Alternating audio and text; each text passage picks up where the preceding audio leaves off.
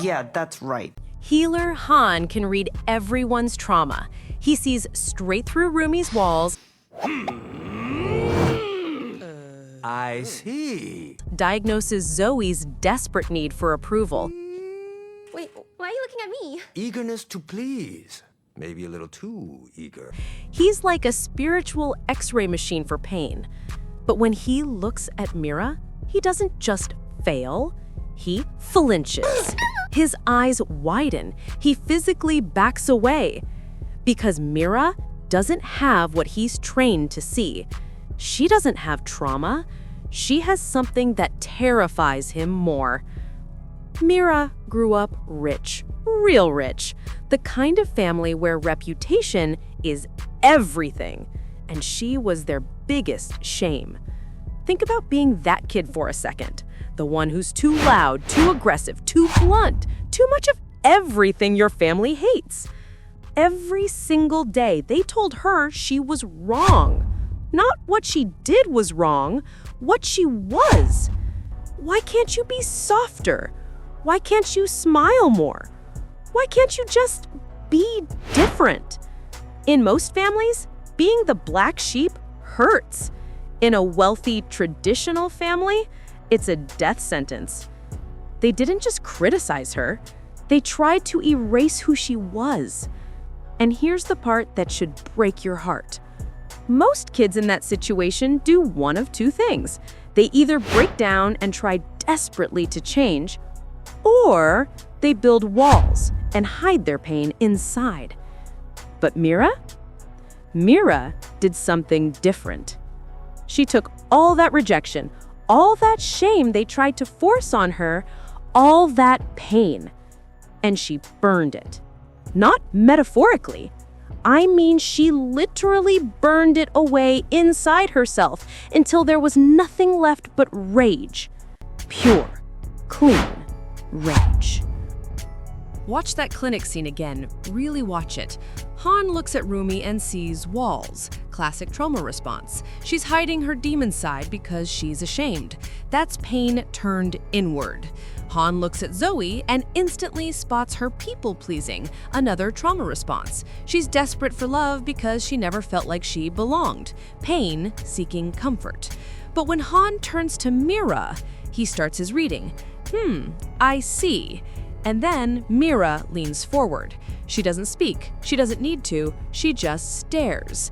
And Han stops. He backs down. He literally gives up. Why? Because Han is trained to read something called Han. It's deep generational sorrow that Koreans carry. Shame, resentment, the weight of old wounds.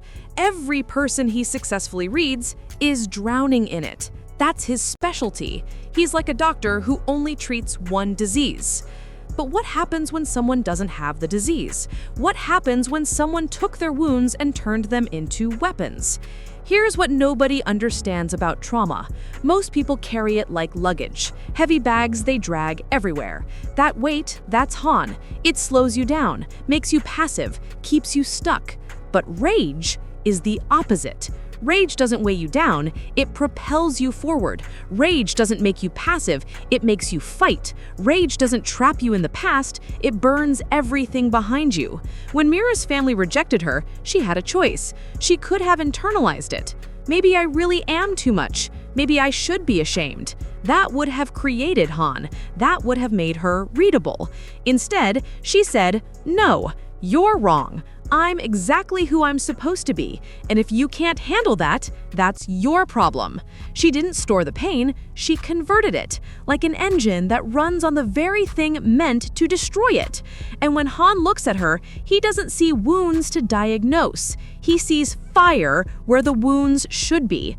That's why he flinches. You can't heal someone who already cauterized their own wounds. You can't treat someone who turned poison into fuel. Remember when Mira screams, "No more abs," and literally destroys a demon with pure rage? Everyone else hesitated. Rumi was conflicted about her dual nature. Zoe felt bad for the demon. But Mira? She just eliminated him. No hesitation, no internal conflict, no Han to slow her down. This is why the team needs her. In a world where demons feed on shame and sorrow, on Han itself, Mira is immune. She can't be controlled through shame because she rejected shame as a concept. She can't be paralyzed by sorrow because she burns sorrow away. She can't be trapped by resentment because she uses resentment as fuel. Her family thought they were breaking her. Instead, they accidentally forged the perfect demon hunter. The very things that made her a problem child, the aggression, the bluntness, the refusal to conform, those weren't flaws. They were antibodies. Against Han, against demon manipulation, against anyone who tries to tell her who she should be. So when people ask why healer Han couldn't read Mira, it's because you can't read someone who rewrote their entire story. You can't diagnose pain in someone who transformed pain into power. You can't heal someone who's not broken, just different. And maybe that's why this scene hits so hard. Because somewhere watching this is a kid who's been told they're too much, too loud, too weird, too different. And they're carrying that weight, that Han, thinking something's wrong with them. But Mira shows us another way. You don't have to carry their shame. You don't have to internalize their rejection.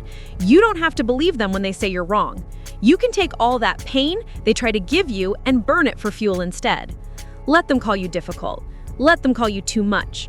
Because the people who reject you for being too much, they're just proving they're not strong enough to handle you. And when you find your people, like Mira found Rumi and Zoe, they won't ask you to be less. They'll see your fire and say, that's exactly what we need.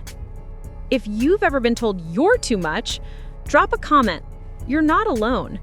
And if you understand what it means to turn pain into power instead of carrying it like luggage, I see you.